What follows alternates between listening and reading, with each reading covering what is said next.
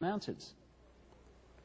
And when the floodwaters started to recede down from the high places, which could be the translation of Anunnaki, those who came from the high place, came down into the Indus Valley, into the plains and valleys of Sumer, and they created the Sumerian culture, which is accepted again by conventional history, didn't start at this level and gradually evolve. It started at a very high level of advancement and then gradually fell away. Same with Egypt. It started at a very high level of advancement and then gradually fell away. Babylon, another one. And again, there are different uses of knowledge. And Babylon appears to have been a center for those who were in a state of being that wanted to use this knowledge to control, because Babylon was where so much of the manipulation and control of today actually came out of. So, in short, we have an extraterrestrial race in that area, interbreeding with humanity, creating hybrid bloodlines. Now, in The Biggest Secret, I go into this in much more detail, but it seems to me that along with this white Martian race was what UFO researchers have called a reptilian race. And the detail of that is documented there. And it's this reptilian race that also interbred with humanity, and I think the reptilian race were the Anunnaki. When the first interbreeding took place, the hybrids were half human, half Anunnaki, I think reptilian. And they interbred with this Martian race, this white race that became the race that took over the world, in effect. When a second interbreeding took place, it wasn't between the Anunnaki, reptilian race, and the humans. It was between the Anunnaki and their hybrid bloodstreams. So now we're going 75% Anunnaki, reptilian, 25% human. These bloodlines,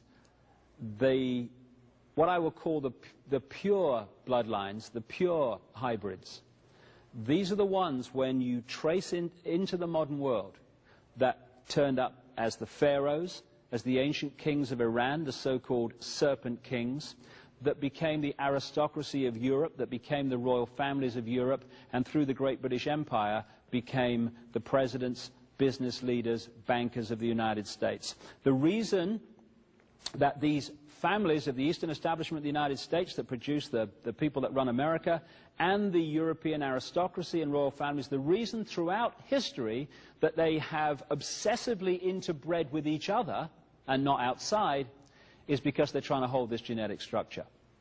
This is a picture I took of a partial eclipse of the sun on a pyramid at Chichen Itza in the Yucatan, a Maya pyramid.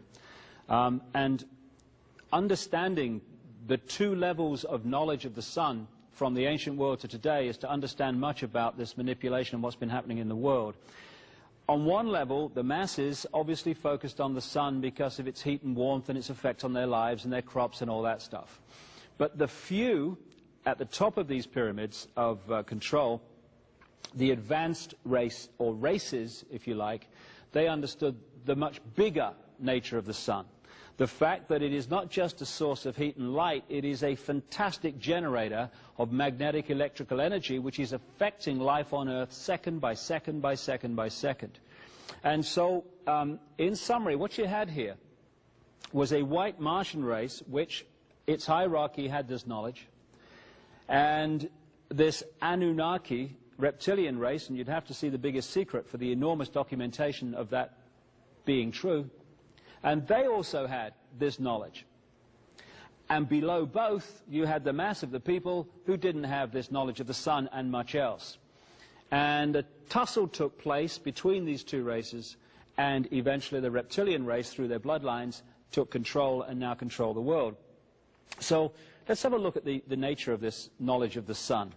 What you're going to see now are sunspots. Great arcs of fantastic energy that are emitted from the sun in cycles.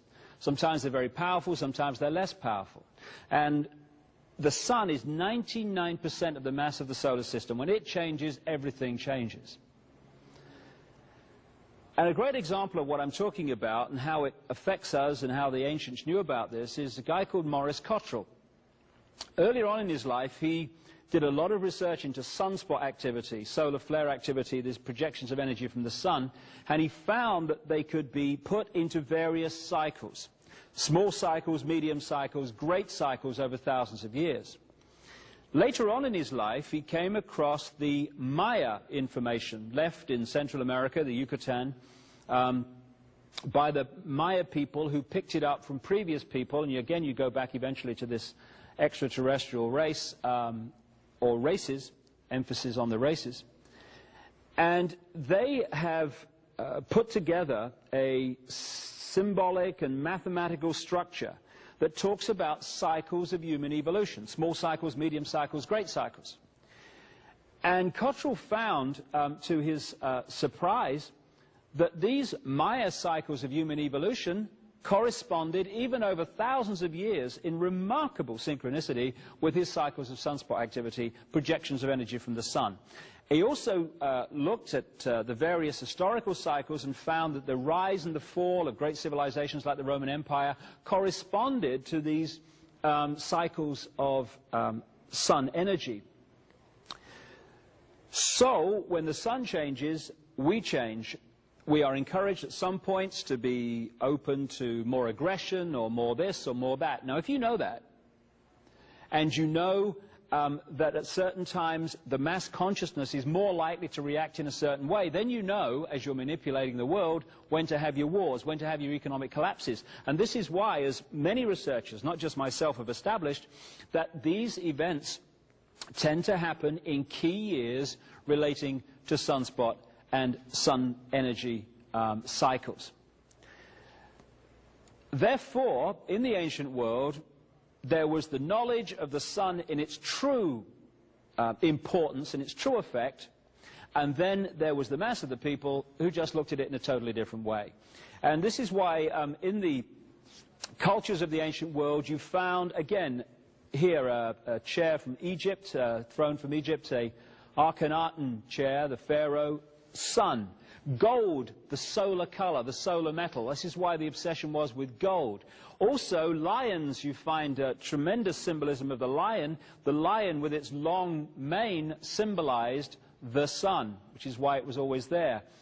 Here again, in Sri Lanka, gold and the sun. Here in Rome, the two lions, the sun, and the disc, the sun. Again, understanding this. Now, here, much more recently, this is the sun chair of George Washington, first president of the United States. And the reason that you find the symbols of the ancient world used by this high advanced level of knowledge in the more modern world, right to the present day, among the secret societies and among the countries in terms of flags and symbols, etc., is because the same knowledge stream is used today, and the same manipulation is used today as always was.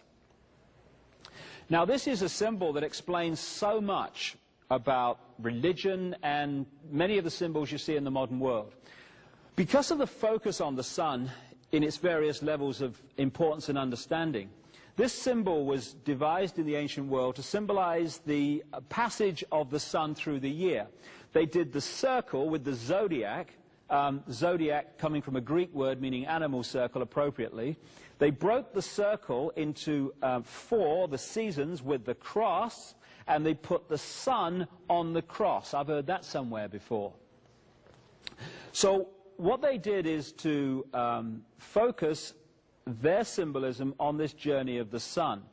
This is why when you look pre-Christian, pre-Jesus, you find an endless stream of deities in the ancient world who were given birthdays of December the 25th.